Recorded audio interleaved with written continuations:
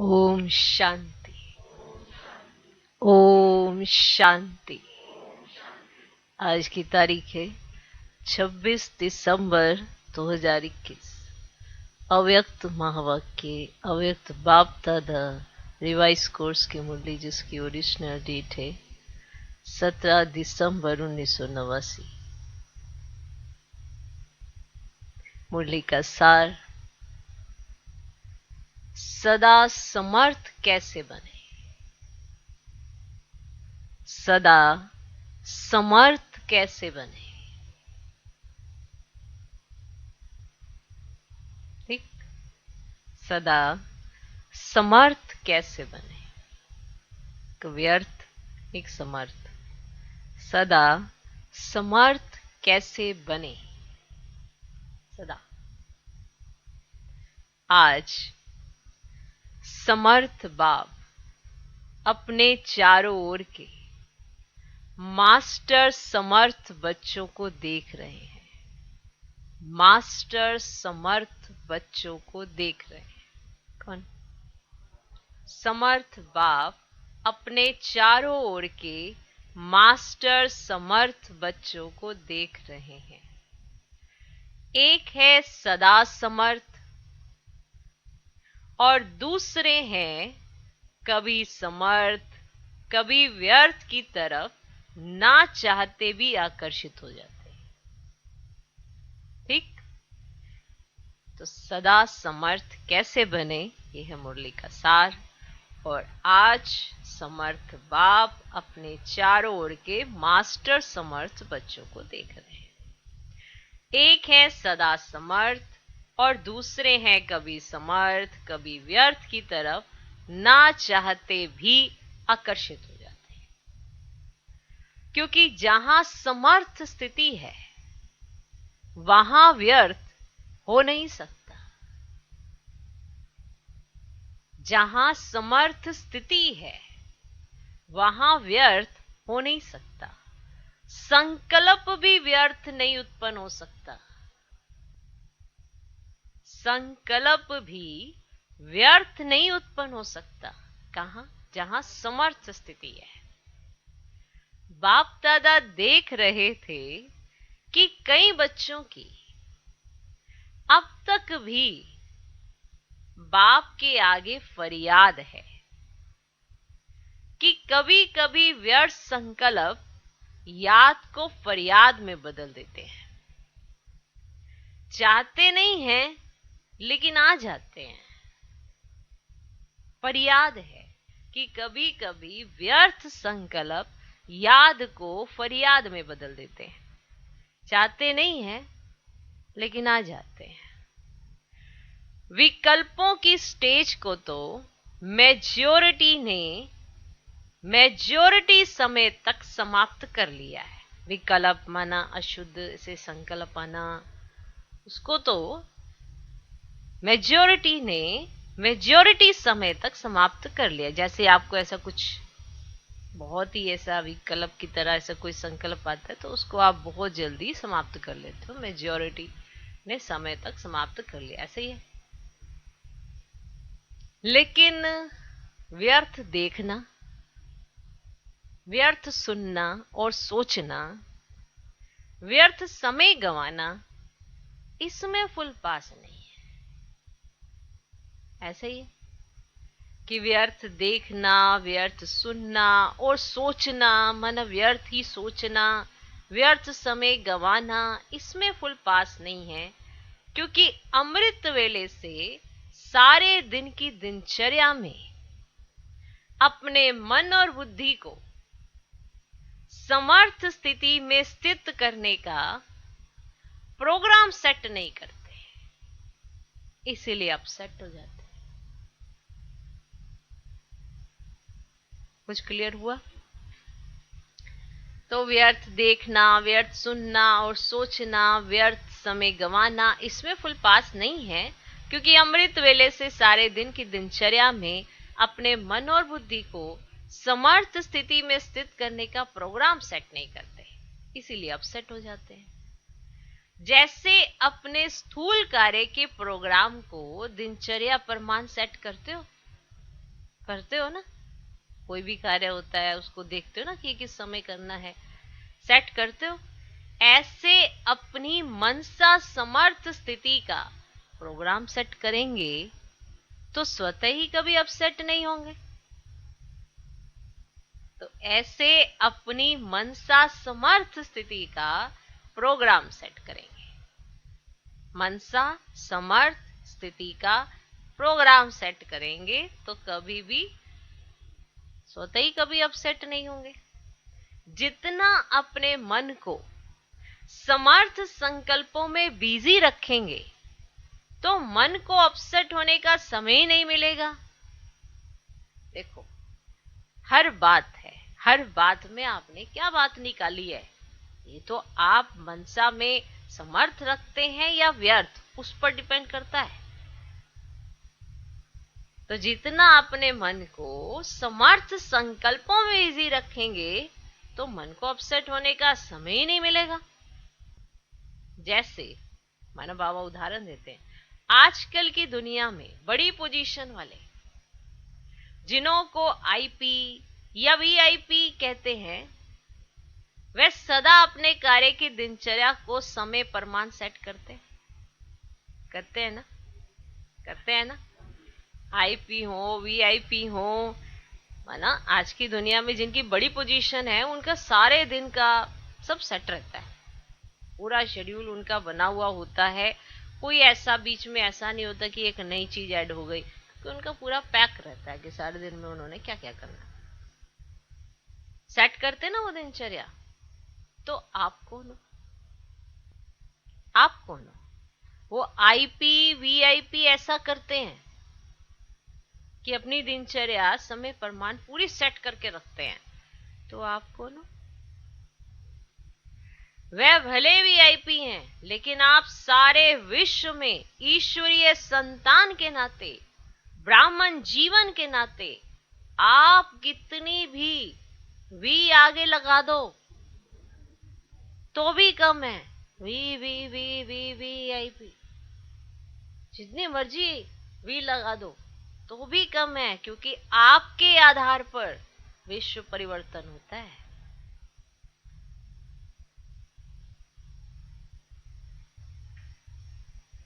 सोचो,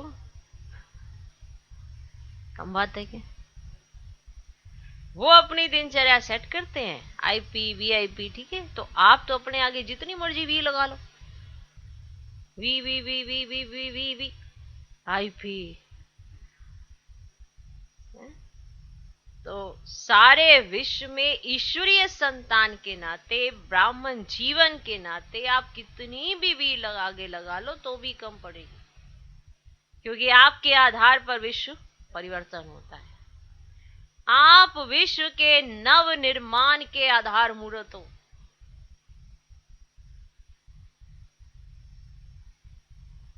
बेहद के ड्रामा अंदर हीरो एक्टर हो और हीरे तुल्य जीवन वाले हो, तो कितने बड़े हुए, तो कितने बड़े हुए। यह शुद्ध नशा समर्थ बनाता है, यह शुद्ध नशा समर्थ बनाता है, और देह अभिमान का नशा नीचे ले आता है। आपका आत्मिक रूहानी नशा है, इसीलिए नीचे नहीं ले आता, सदा ऊंची उड़ती कला की ओर ले जाता है। तो व्यर्थ तरफ आकर्षित होने का कारण है अपने मन बुद्धि की दिनचर्या सेट नहीं करते हो। अगर आप व्यर्थ की तरफ झुक जाते हो, देखना, सुनना, बोलना, करना या सोचना जो व्यर्थ चल रहा है, अगर उसकी तरफ आपका झुकाव हो जाता है, तो उसका एकमात्र कारण है कि आप अपने मन बुद्धि की दिनचर्या सेट नहीं करते हो। मन को बिजी रखने की कला संपूर्ण रीति से सदा यूज नहीं करते हो। मन को बिजी रखने की कला संपूर्ण रीति से सदा यूज नहीं करते हो। दूसरी बात, बाप दादा ने अमृत वेले से लेकर रात के सोने तक मनसा वाचा कर्मणा और संबंध संपर्क में कैसे चलना है व रहना है, सबके लिए श्रीमत अर्थात आज्ञा दी हुई है। अमृत वेले से लेकर रात के सोने तक मनसा वाचा कर्मणा और संबंध संपर्क में कैसे चलना है, कैसे रहना है, सबके लिए दी हुई है। श्रीमत अर्थात आज्ञा दी हुई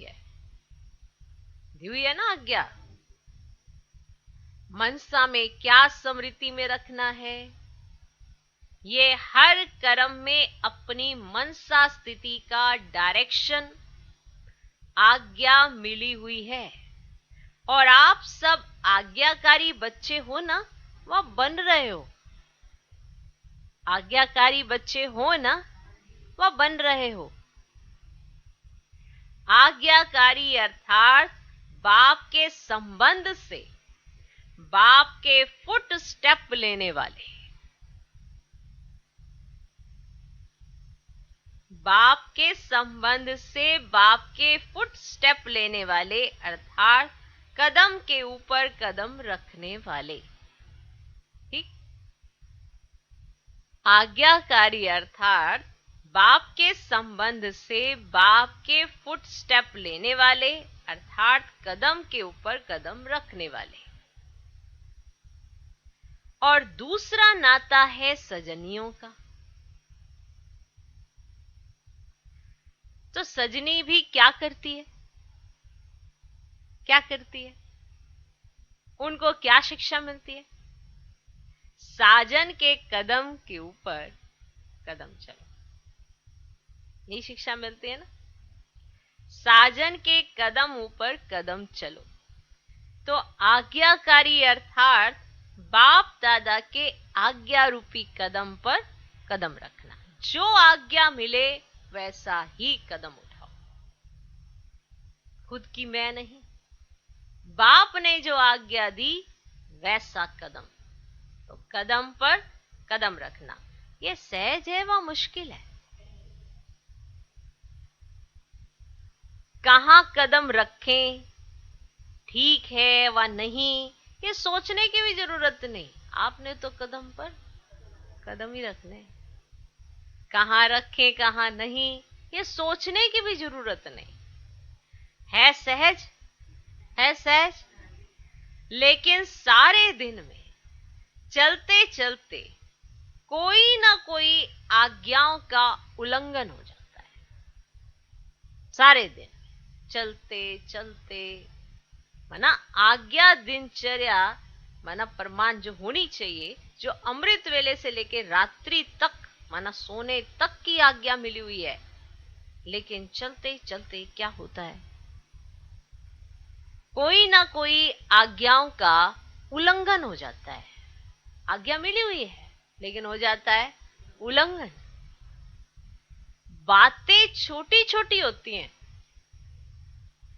लेकिन अवज्ञा होने से थोड़ा थोड़ा बोझ इकट्ठा हो जाता है। छोटी छोटी बातें होती हैं, छोटी छोटी गलतियां। आज्ञा मिली, आज्ञा का पालन नहीं किया, छोटी छोटी गलतियां की। अब वो जो छोटी छोटी गलतियां हैं वो अवज्ञाएं हैं और वो अवज्ञाओं का बोझा इकट्ठा हो जाता है। आज्ञाकारी को सर्व संबंधों से परमात्मा दुआएं मिलती हैं। सर्व संबंधों से। अब बाबा से ही सर्व संबंध है तो बाबा हर संबंध से उस आत्मा को दुआ देता। आज्ञाकारी जो आज्ञाकारी होता है से सर्व संबंधों से परमात्म दुआएं मिलती हैं। ये नियम है, ये एक तरह का नियम है। जो आज्ञाकारी होता है उसे दुआ अवश्य मिलती है। क्या मिलती है? दुआ। अब हमें दुआएं तो चाहिए ना, नहीं चाहिए? दुआएं चाहिए। तो आज्ञाकारी बनो। आज्ञाकारी को सर्व संबंधों से परमात्म दुआएं मिलती हैं। ये एक नियम है। माना कुछ इस चीजों में, माना इस सृष्टि चक्र में कुछ ऐसे नियम हैं, अगर जीवन में धारण हो गए तो बस, तो कल्याण ही कल्याण है। ज्यादा मेहनत की जरूरत नहीं है। आज्ञाकारी को सर्व संबंधों से परमात्म दुआएं मिलती हैं। यह नियम है, यह लॉ है। माना इससे हट के कुछ नहीं। अगर आप आज्ञा मानते हो सर्व संबंधों से बाप की, तो आपको दुआएं परमात्म मिलेंगी ही मिलेंगी। ऑटोमेटिकली आप ब्लेसिंग फील करेंगे अपने ऊपर। यह नियम है। साधारण रीति भी अगर देखा जाए, कोई किसी मनुष्य आत्मा के डायरेक्शन पर मान हां जी कह करके कार्य करते हैं, तो जिसका कार्य करते उसके द्वारा उसके मन से उनको दुआएं जरूर मिलती हैं। माना जैसे किसी ने कार्य दिया और उसने कहा हां जी, ऐसे कहा हां जी और कार्य करके दिखा दिया, तो फिर दुआएं मिलती हैं। माना एक साधारण मनुष्य के अंदर से भी दुआ निकलती है कि वाह, मैंने इसको कार्य दिया, हां जी भी किया और करके भी दिखा दिया, तो क्या निकलती है? दुआ निकलती है। अब यह तो परमात्म दुआएं हैं। अब यह तो परमात्म दुआएं हैं। परमात्म दुआओं के कारण आज्ञाकारी आत्मा सदा डबल लाइट उड़ती कला वाली होती है। माना अपने आप को बहुत हल्का फील करती है और शक्तिशाली फील करती है। हल्का भी और शक्तिशाली भी, डबल लाइट उसी को कहते हैं। और हल्का भी और शक्तिशाली हो तो उड़ती कला हो जाएगी उसकी, उड़ेगा। माना उसकी स्थिति हमेशा ऊपर की तरफ जाएगी। क्लियर? परमात्म दुआओं के कारण आज्ञाकारी आत्मा सदा डबल लाइट उड़ती कला वाली होती है। साथ साथ आज्ञाकारी आत्मा को आज्ञा पालन करने के रिटर्न में बाप द्वारा विल पावर, विशेष वरदान के रूप में, कि उसके अंदर विल पावर बहुत होती है कुछ भी कर पाने की, क्योंकि सर्व संबंधों का वो आज्ञाकारी है, वर्षे के रूप में मिलती है उसको। माना ये वर्षे के रूप में उसको विल पावर मिलती है। आत्मशक्ति से वो कोई भी कार्य कर सकता है। समझे? साथ साथ आज्ञाकारी आत्मा को आज्ञा पालन करने के रिटर्न में, क्योंकि जो बाबा ने जिस भी संबंध से आज्ञा दी वो आत्मा पालन करेगी, और उसके रिटर्न में बाप द्वारा विल पावर, विशेष वरदान के रूप में, वर्षे के रूप में मिलती है। बाप सब पावर्स विल में बच्चे को देते हैं। माना 8 शक्तियां उसको अपने अंदर अनुभव होती हैं। उसको ऐसा लगता है ये सारी शक्तियां मुझ में हैं, और ये वर्षे में उसको मिल गई। अब ये वर्षा कोई स्थूल चीज तो है नहीं जो हाथों में दिखाई दे। ये वर्षा प्रैक्टिकल अपने आप में फील होता है कि मेरे पास है। अब मान लो आपके पास धन है, तो आप कुछ साथ लेके तो नहीं घूम रहे हो ना।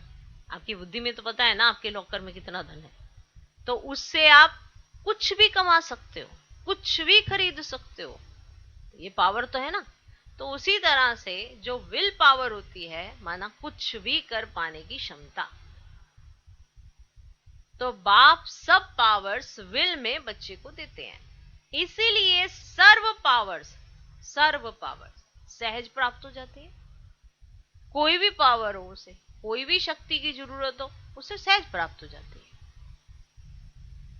कहीं सहन करना हो तो वो सहन कर लेती है आत्मा, सामना करना हो तो सामना कर लेती है, निर्माणचित बनना हो तो निर्माणचित बन जाती है। माना हर तरह की क्षमता उसके अंदर होती है, हर तरह से वो परफेक्ट होती है आत्मा। तो ऐसे विल पावर प्राप्त करने वाली आज्ञाकारी आत्मा वर्षा, वरदान और दुआएं, देख लो। तो ऐसे विल पावर प्राप्त करने वाली आज्ञाकारी आत्मा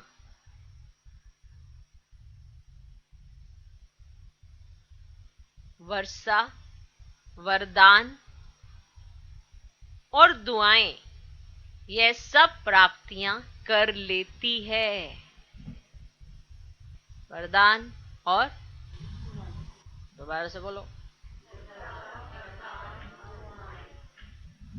तो ऐसे विल पावर प्राप्त करने वाली आज्ञाकारी आत्मा वर्षा, वरदान और दुआएं ये सब प्राप्तियां कर लेती है, जिस कारण सदा खुशी में नाचते, वाह वाह के गीत गाते उड़ते रहते हैं।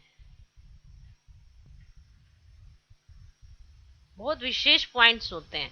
कई बार हम ना ऐसे सोच लेते हैं कि इसके पास ये सारी चीजें हैं, मैं क्यों नहीं ये वाली चीजें फील कर पा रहा। तो हमको परमात्मा महावाक्य जो सुनते हैं उसको प्रैक्टिकल जीना भी होता है। सिर्फ कलयुगी मनुष्य की तरफ सुनकर बस ऐसे ही बहुत अच्छा ये नहीं कहना है। जब तक आप इनको जियोगे नहीं, आपको ना तो वर्षा यहां पे फील होना है। आपने सोचना है वर्षा माना जायदाद, वो जो हीरे जवाहरात। वर्षा जायदाद हीरे जवाहरात नहीं होते। हीरे जवाहरात की खुशी भी तो वर्षा होती है। अब हीरे जवाहरात का सुख भी तो वर्षा होता है। हर चीज अगर आप अपने जीवन में देखें, आपके पास सब कुछ होगा पर सुख फील नहीं कर पा रहे हैं, तो सारी चीजों का क्या मूल्य? कुछ भी नहीं। वो तो खंडहर की तरह हो गया। सारी वस्तुएं रखी हुई हैं पर सुख ही नहीं फील हो पा रहा। सब कुछ है, सब अच्छा अच्छा चल रहा है, पर वो जो खुशी वही नहीं आ रही। माना क्या चीज है ये खुशी? तो ये वो सूक्ष्म चीजें हैं जो स्थूल में नजर नहीं आती है। अगर किसी को आप खुश हो, अब मतलब आप उसके जवाब से ही आप समझ जाओगे कि कोई ना कोई बात बुद्धि में अटक गई है, जिसकी वजह से ही आत्मा भी वहीं अटक गई है, बढ़ ही नहीं पा रही आगे। भले उसको कितना भी समय लगा दो पर वो अटक जाएगी, तो वहीं पर अटक जाएगी। तो बड़ी सारी चीजें ऐसी होती हैं। खुशी, नशा, ये कोई ऐसी चीजें नहीं है जो स्थूल में दी जा सके। किसी को भी नहीं दे सकते हो आप कि लो जी आज आपका बर्थडे है, या आपकी वो कुछ है, या आपका कुछ है, ये लो पैकेट खुशी का। नहीं दे सकते। अगर आपने किसी को जैकेट दी, किसी को वो दे दिया जो उसको पसंद है, उसके बाद जो रिफ्लेक्शन आनी है वो होती है खुशी। अब चीज थोड़ा कुछ कर रही है, चीज तो आप हजारों की दे दो किसी को, लेकिन उसके साथ में चीज जो निकल के आती है वो होती है खुशी। वो होती है अपनेपन से, भाव से, श्रद्धा से, भावनाओं से। ये सारी चीजें भी सूक्ष्म है, ये भी दिखाई नहीं देती। वंडर है, चीजें नजर नहीं आती हैं पर होता बहुत कुछ है उसके पीछे। अब आज्ञा मिली हुई है अमृत वेले से लेकर रात्रि तक।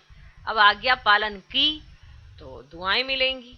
अब आप दुआएं ले रहे हो, आज्ञा का पालन कर रहे हो, तो आपको सारी पावर भी मिलेगी। अब पावर आपको वरदान के रूप में मिलेगी, वर्षे के रूप में मिलेगी। अब ये सारी चीजें जीनी पड़ेंगी, तब जाके फील होगी ये क्या होता है दुआएं, वरदान, वर्षा। आप किसी को कुछ सुनाओ, उस पर असर हो, तो ये आपके ऊपर वरदान है। माना सुना पा रहे हो, उस पर असर हो पा रहा है, ये आपके मतलब की ज्ञान सुनाने के ऊपर वरदान मिला हुआ है। वर्षा, आप खुश रह पाते हो जो फील करते हो, तो ये आपको वर्षा मिला हुआ है भाई, कोई आपकी खुशी छीन नहीं सकता। विल पावर आपको क्या मिली हुई है? यही कि आप जो चाहें, जो सोचें, वो हर कुछ कर सकते हैं। अब इसके लिए आपने दुआएं कमाई हुई हैं, जिसकी वजह से आपके अंदर विल पावर आई हुई है। कुछ समझ आया? गहरा है, गहरा है पर सत्य है, तो फील करो। तो ऐसे विल पावर प्राप्त करने वाली आज्ञाकारी आत्मा वर्षा, वरदान और दुआएं ये सब प्राप्तियां कर लेती है, जिस कारण सदा खुशी में नाचते, वाह वाह की गीत गाते उड़ते रहते हैं, क्योंकि उनका हर कर्म उनको प्रत्यक्ष फल प्राप्त कराता है।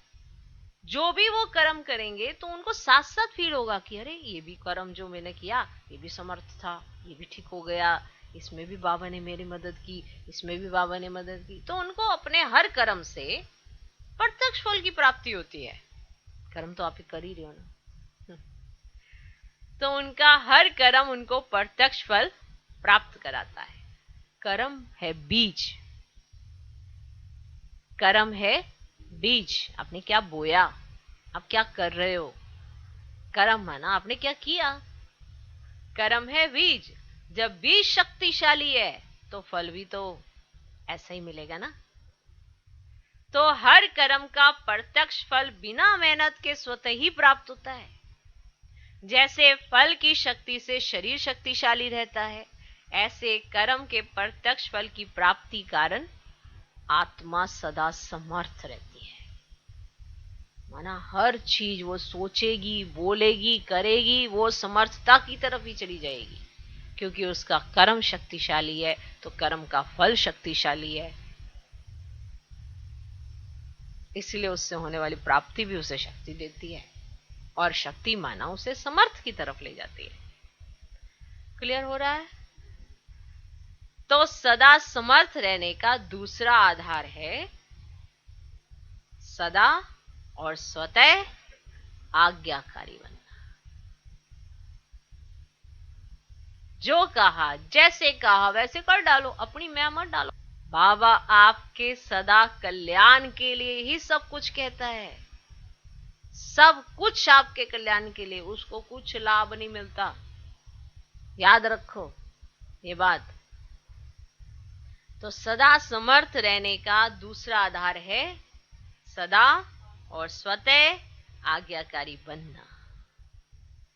ऐसी समर्थ आत्मा सदा सहज उड़ते हुए अपनी संपूर्ण मंजिल बाप के समीप स्थिति को प्राप्त करती है।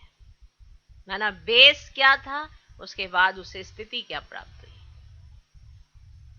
तो ऐसी समर्थ आत्मा सदा सहज उड़ते हुए, तो माना समर्थ रहने का आधार क्या हुआ, सदा और स्वतः आज्ञाकार। एक है माना आप बार बार अपने आप को फोर्स कर रहे हो, मुझे आज्ञा का पालन करना है, मुझे आज्ञा का, ये क्या हो रहा है, मुझे आज्ञा का पालन माना स्वतः होना चाहिए ना। आपके जीवन में है ही बाप, बाप के अलावा तो कोई नहीं है, तो बाप की आज्ञा का पालन तो करना चाहिए ना।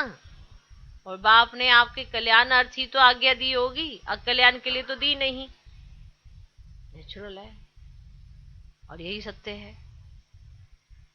तो ऐसी समर्थ आत्मा सदा सहज उड़ते हुए अपनी संपूर्ण मंजिल बाप के समीप स्थिति को प्राप्त करती है। तो व्यर्थ तरफ आकर्षित होने का कारण है, देखो समर्थ की तरफ आओगे आज्ञाकारी बनोगे, क्लियर, और व्यर्थ की तरफ जाओगे तो कुछ तो कर रहे होंगे। समर्थ की तरफ आओगे आज्ञाकारी बनकर, और व्यर्थ की तरफ जाओगे आकर्षित होकर, उसका कारण क्या होगा, अवज्ञा।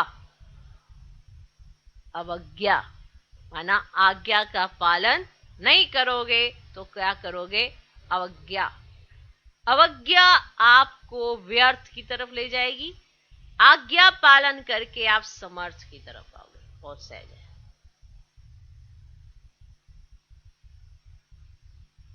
तो व्यर्थ तरफ आकर्षित होने का कारण है अवज्ञा। बड़ी बड़ी अवज्ञाएं नहीं करते हो, छोटी छोटी हो जाती हैं अवज्ञाएं, बड़ी बड़ी नहीं करते हो। बड़ी बड़ी जो आज्ञा मिली हुई है वो अवज्ञाएं नहीं करते हो, छोटी छोटी हो जाती हैं क्या, अवज्ञाएं। जैसे मुख्य पहली आज्ञा है पवित्र बनो काम जीत बनो। ये पहली पवित्र बनने की आज्ञा मिली है ना, पहली आज्ञा पवित्र बनो काम जीत बनो। इस आज्ञा को पालन करने में मेजॉरिटी पास हो जाते हैं, पवित्रता को अपनाते हैं, मेजॉरिटी पास हो जाते हैं इस आज्ञा का पालन करने में। भोली भोली माताएं भी इसमें पास हो जाती हैं, भोली भोली, जिन्हें कुछ समझ नहीं होता, कुछ पता नहीं होता दुनियादारी का, उन्हें को पवित्र रहना सबसे पहले होंगी, इसमें पास हो जाती हैं। जो बात दुनिया असंभव समझती उसमें पास हो जाते हैं। देखें दूसरी आज्ञा, लेकिन उनका दूसरा भाई, भोली भोली माताएं पहली आज्ञा पालन करने में नंबर 1 है। देखो नहीं, जो बात दुनिया असंभव समझती उसमें पास हो जाते हैं, लेकिन उनका दूसरा भाई क्रोध, उसमें कभी कभी आधा फेल हो जाते हैं, फिर होशियार भी बहुत है। कई बच्चे कहते हैं क्रोध नहीं किया, क्रोध तो नहीं किया, लेकिन थोड़ा रोब तो दिखाना ही पड़ता है। होशियार भी बहुत है ना। कई बच्चे कहते हैं क्रोध नहीं किया लेकिन थोड़ा रोब तो दिखाना ही पड़ता है। क्रोध नहीं आता, थोड़ा रोब रखता हूं। जब असंभव जो बात थी उसको संभव कर लिया, यह तो उसका छोटा भाई है क्रोध। जो बिल्कुल असंभव था उसको आपने संभव कर लिया, और यह तो उसका छोटा भाई है। तो इसको आज्ञा कहेंगे व अवज्ञा। इससे भी छोटी अवज्ञा, अब इससे भी एक छोटी अवज्ञा क्या करते हैं वो सुनो। इससे भी छोटी अवज्ञा, अमृत वेले का नियम आधा पालन करते हैं, आधा पालन करते हो अमृत वेले का नियम। उठ करके बैठ तो जाते हो, लेकिन जैसे बाप की आज्ञा है उस विधि से सिद्धि को प्राप्त करते हो। आधा पालन करे आज्ञा। उठ करके बैठ तो जाते हो, लेकिन जैसे बाप की आज्ञा है उस विधि से सिद्धि को प्राप्त करते हो। शक्तिशाली स्थिति होती है, स्वीट साइलेंस के साथ साथ निंद्रा की साइलेंस में मिक्स हो जाती है। जो शांति की अनुभूति होनी चाहिए उसके साथ साथ निंद्रा की साइलेंस में मिक्स हो जाती है। बाप दादा अगर हर एक को अपने सप्ताह की, माना आपके पिछले एक सप्ताह की टीवी दिखाए अमृत वेले की, तो बहुत मजा देखने में आएगा। तो आधी आज्ञा मानते हो, नेमीनाथ बनते हो, नियम बना रखा है, नेमीनाथ बनते हो, लेकिन सिद्धि स्वरूप नहीं बनते हो।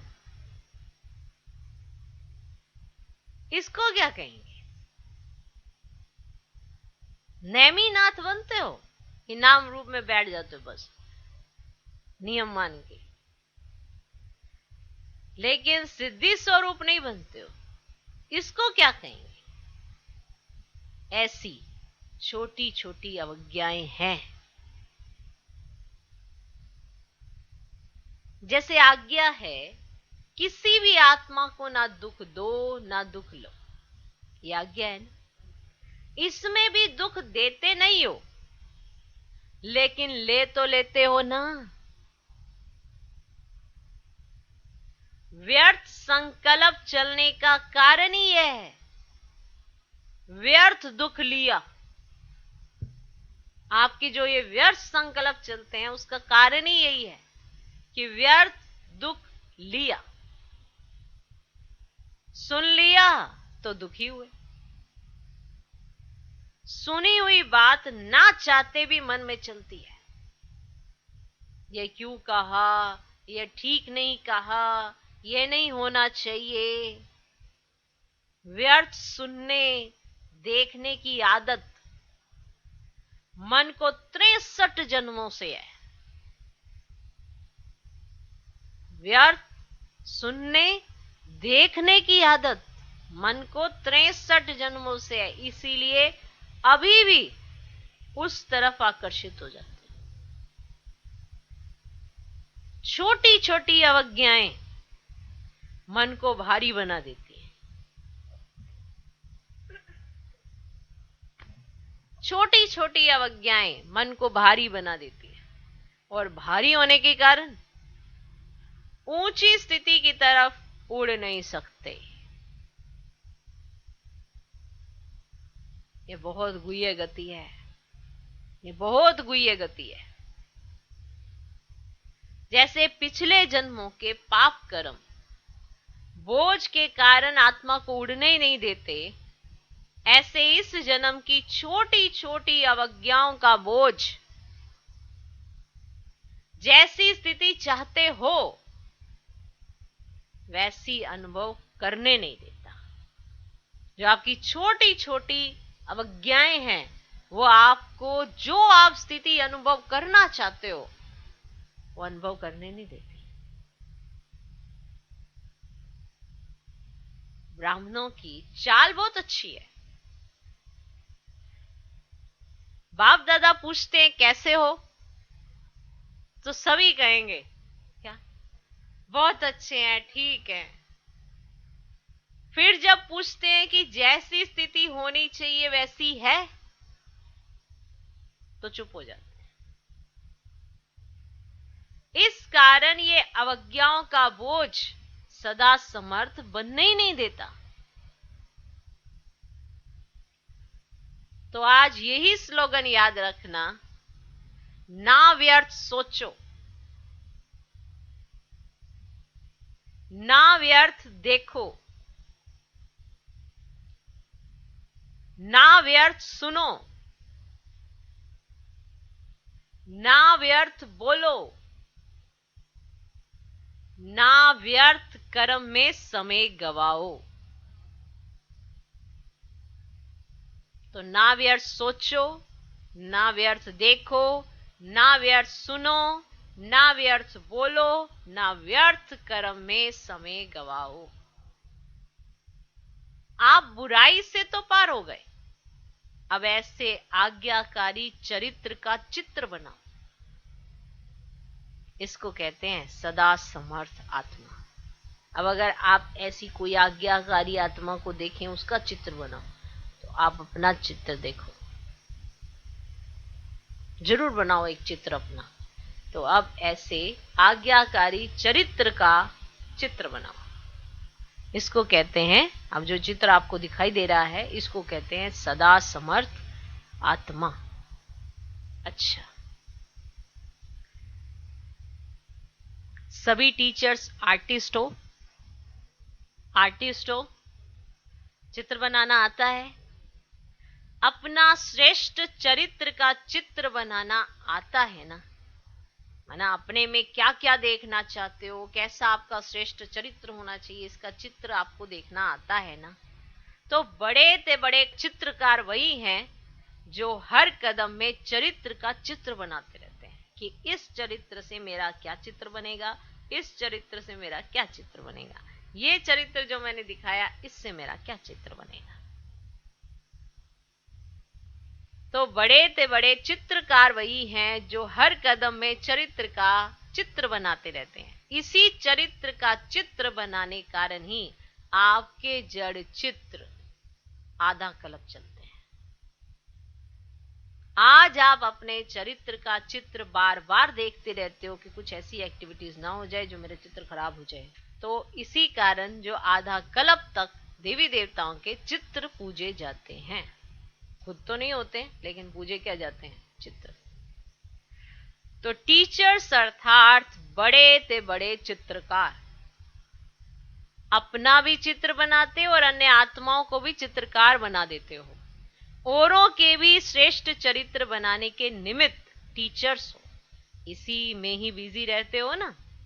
फुल बिजी रहो। एक सेकंड भी मर बुद्धि को फुर्सत में रखा तो व्यर्थ संकल्प अपनी तरफ आकर्षित कर लेंगे।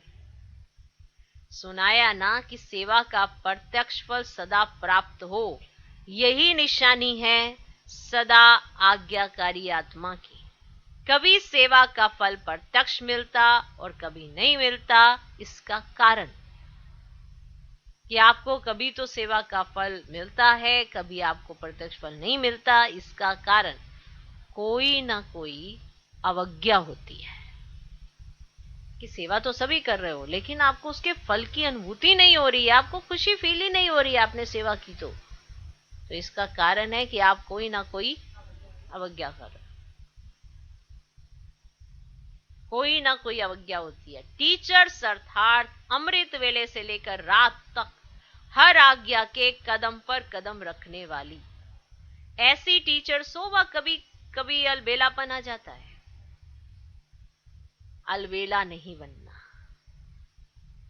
जिम्मेवारी के ताजधारी हो, जिम्मेवारी के ताजदारी हो। जिसके ऊपर जिम्मेवारी होती है वो अलबेला नहीं होता है, याद रखो। इसीलिए कहा जाता है जिम्मेवारियां उठाओ, हल्के होके उठाओ पर उठाओ जरूर। और जो जिम्मेवार होता है वो कई चीजों में ऑटोमेटिकली न्यारा प्यारा हो जाता है। तो जिम्मेवारी के ताजदारी हो। कभी ताज भारी लगता है तो उतार देते हैं। आप उतारने वाले तो नहीं हो ना? टीचर्स माना उतारने वाली तो नहीं है ना? सदा आज्ञाकारी माना सदा जिम्मेवारी के ताजधारी। टीचर्स तो सब हैं, लेकिन इसको कहते हैं योग्य टीचर, योगी टीचर। टीचर्स तो सब बन गए, लेकिन उस टीचर्स में भी टीचर्स कौन और स्पेशल कौन? जो सदा आज्ञाकारी रहे और सदा जिम्मेवारी के ताजधारी रहे। टीचर्स तो सब हैं, लेकिन इसको कहते हैं योग्य टीचर, योगी टीचर। टीचर कभी कंप्लेन नहीं कर सकती। माना एक सोचने वाली बात है। यज्ञ की जिम्मेवार आत्माएं किसको कंप्लेन करने जा रही हैं? किसको कंप्लेन करेंगी कि मेरे साथ ऐसा, मेरे साथ ऐसा? कोई कंप्लेन वो नहीं कर सकती कि किसी ने उनके साथ क्या। वो आज्ञाकारी हैं तो जिम्मेवार भी हैं, उनको तो दूसरों को पार निकालना है, तो वो ये कंप्लेन नहीं कर सकती। टीचर्स कभी कंप्लेन नहीं कर सकती, माना अपनी तरफ से कि अरे मैं तो संतुष्ट नहीं हूं, ये है, वो है, वो है, ये है, मेरे साथ ऐसा है, वैसा है। ये टीचर्स नहीं कर सकती हैं। मुझे पूछते नहीं है, मुझे ये नहीं है, मेरे को सेवा नहीं देती है, टीचर्स बोल नहीं सकती। टीचर्स के पास तो नंबर 1 सेवा है। टीचर्स कभी कंप्लेन नहीं कर सकती। औरों को कंप्लेंट करने वाली हो, कंप्लेन करने वाली नहीं। कभी ऐसे पत्र तो नहीं लिखती हो ना, क्या करें, हो गया, होना तो नहीं चाहिए, वह तो समाप्त हो गया ना, सुनाया था। पत्र लिखो जरूर, मधुबन में पत्र जरूर भेजो, परंतु मैं सदा ओके हूं, बस ये 2 लाइन लिखो। टीचर्स। पढ़ने वालों को भी टाइम नहीं, फिर कंप्लेन करते कि पत्र का उत्तर नहीं आया। हमने दादी को पत्र लिखा, दादी ने हमारे पत्र का उत्तर ही नहीं दिया। फिर आप ये कंप्लेन करेंगे।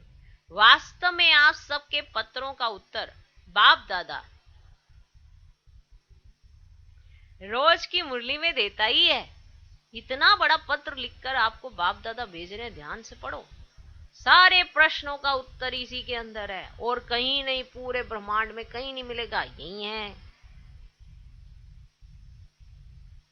वास्तव में आप सबके पत्रों का उत्तर बाप दादा रोज की मुरली में देता ही है। आप लिखेंगे ओके, और बाप दादा ओके के रिटर्न में कहते याद, प्यार और नमस्ते।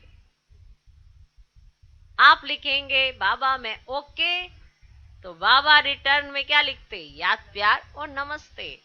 तो यह रिस्पॉन्ड हुआ ना। समय को भी बचाना है ना।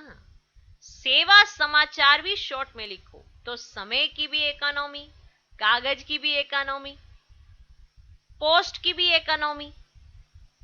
इकोनॉमी हो सकती है ना।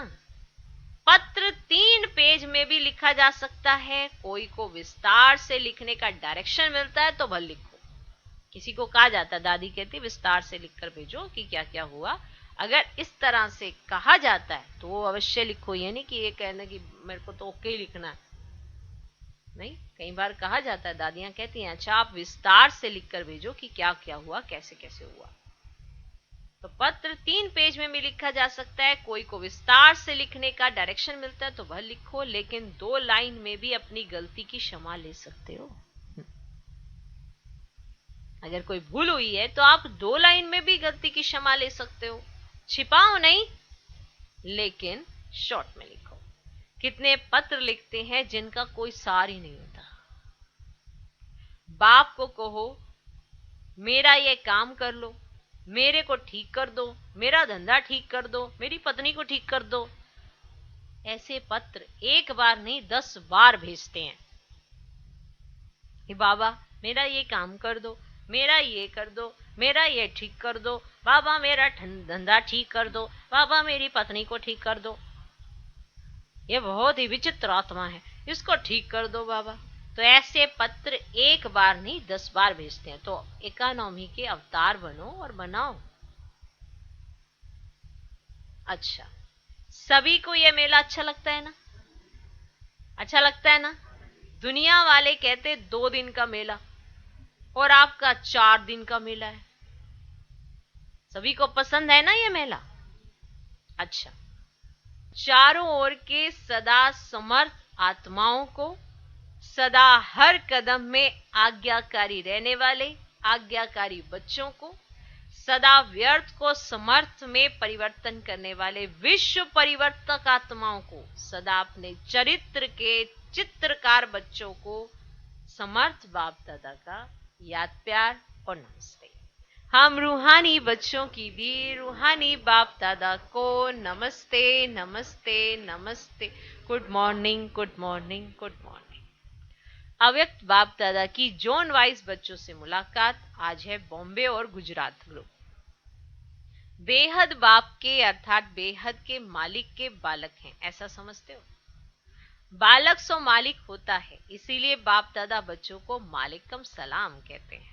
बेहद बाप के बेहद के वर्षे के बालक सो मालिक हो, तो बेहद के वर्षे की खुशी भी बेहद होगी ना। बाप बच्चों को अपने से भी आगे रखते हैं, विश्व के राज्य का अधिकारी बच्चों को बनाते हैं, खुद तो नहीं बनते। तो वर्तमान और भविष्य दोनों अधिकार मिल गए और दोनों ही बेहद है। सतयुग में भी हदें तो नहीं होंगी ना भाषा की, ना रंग की, ना देश की। यहां तो देखो कितनी हदें हैं। बेहद के आकाश को भी हदों में बांट दिया है, वहां कोई हद नहीं होती। तो बेहद का राज्य भाग्य हो गया। लेकिन बेहद का राज्य भाग्य प्राप्त करने वालों को पहले इस समय अपनी देह की हद से परे जाना पड़ेगा। अगर आपको बेहद का राज्य भाग्य चाहिए तो इस समय आपको अपनी देह की हद से, बहुत विशेष पॉइंट है, देह की हद से परे जाना पड़ेगा अगर आपको बेहद का राज्य भाग्य चाहिए तो। अगर देवभान की हद से निकले तो और सभी हद से निकल जाएंगे। अगर आप देवभान की हद से पार निकले तो और सभी हदों से निकल जाएंगे। इसलिए बाप दादा कहते हैं पहले देह सहित देह के सब संबंधों से न्यारे बनो। पहले ये करो, देह सहित देह के सब संबंधों से न्यारे बनो, तभी तो अनुभूतियां होंगी। ऐसे नहीं होती हैं आप बैठे रहो सबके बीच में, सबकी बुद्धि में अटके रहो, सब आपकी बुद्धि में अटके रहे, मगर आप सोचो कि हाँ भाई वो अनुभूति कर सकते हो जो बाबा करते थे, जो दादियां करती थी। पॉसिबल नहीं है। पहले आपको ये करना पड़ेगा, देह सहित देह के सब संबंधों से न्यारे बनो। पहले देह फिर देह के संबंध। पहले अपनी शरीर से भी निकलो, पता लगे संबंधों से तो पहले नहीं बनती थी, नहीं, उनसे तो पहले लड़ाई पड़ी थी। तो पीछे से चल रहे हैं कि पहले देह के संबंधी छोड़ने या फिर देह छोड़नी बुद्धि से। पहले देह से न्यारे फिर देह के संबंधी। तो इस देह के भान की हद से निकले हो, क्योंकि देह की हद कभी भी ऊपर नहीं ले जाएगी। देह मिट्टी है, मिट्टी सदा भारी होती है। कोई भी चीज मिट्टी की होगी तो भारी होगी ना। मिट्टी की चीज बनी हुई भारी होती है ना। ये देह तो पुरानी मिट्टी है, इसमें फंसने से क्या मिलेगा? कुछ भी नहीं। तो सदा यह नशा रखो कि बेहद बाप और बेहद वर्षे का बालक सो मालिक हूं। जब बालक बनना है उस समय मालिक नहीं बनो, और जब मालिक बनना है उस समय बालक नहीं बनो। जब कोई राय देनी है, जब कोई राय देनी है, प्लान सोचना है, कुछ कार्य करना है, तो मालिक होकर करो।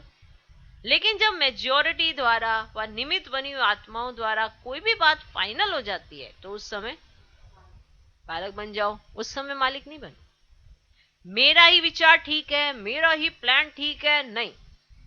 उस समय मालिक नहीं बनो। किस समय राय बहादुर बनना है और किस समय राय मानने वाला बनना है। जिसको यह तरीका आ जाता है ना, वह कभी नीचे ऊपर नहीं होता।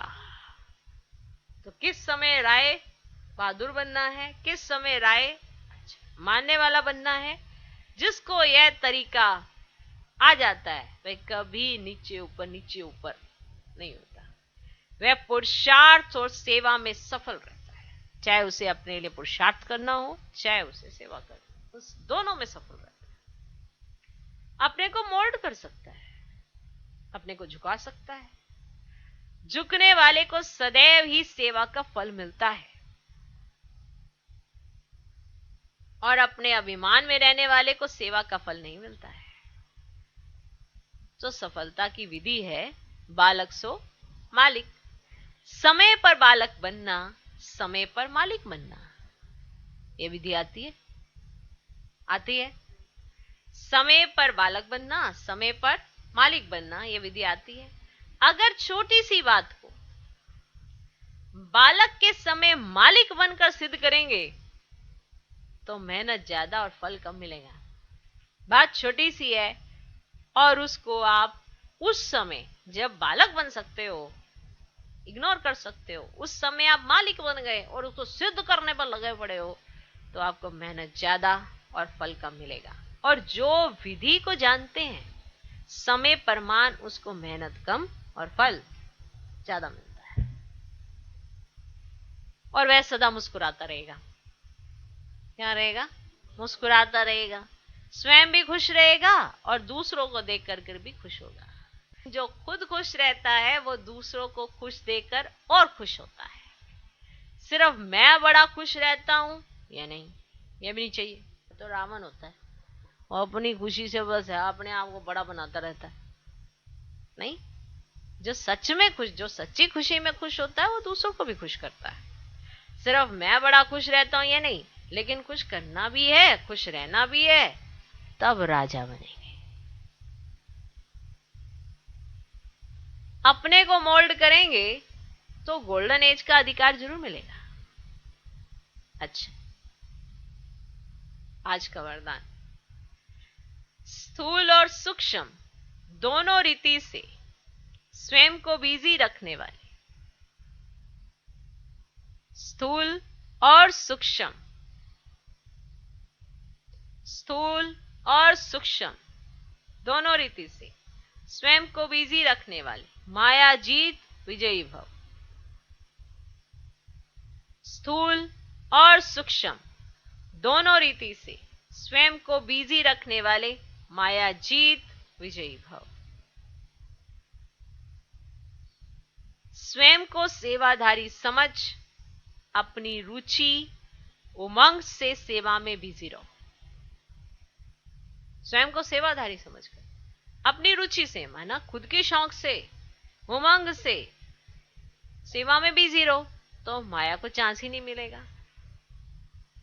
जब संकल्प से, बुद्धि से, चाहे स्थूल कर्मना से फ्री रहते हो तो माया चांस ले लेती है। अगर स्थूल कर्मना में भी आपके पास कोई सेवा नहीं है ना, तो भी माया चांस ले लेती है, क्योंकि आप ऐसे ही बैठे हो तो आ जाती है कुछ भी अंदर बुद्धि में घुसाने। लेकिन स्थूल और सूक्ष्म दोनों ही रीति से खुशी खुशी से सेवा में बिजी रहो तो खुशी के कारण माया सामना करने का साहस नहीं रख सकती। इसलिए स्वयं ही टीचर बन बुद्धि को बिजी रखने का डेली प्रोग्राम बनाओ कि बुद्धि को आज मुझे किस जगह बिजी रखना है, इसका डेली प्रोग्राम बनाओ तो माया जीत विजयी बन जाएंगे। आज का स्लोगन, निश्चय और फलक से कहो बाबा मेरे साथ है तो माया समीप आ नहीं सकती। निश्चय और फलक से कहो, निश्चय और फलक से कहो बाबा मेरे साथ है तो माया समीप आ नहीं सकती। ओम शांति, ओम शांति।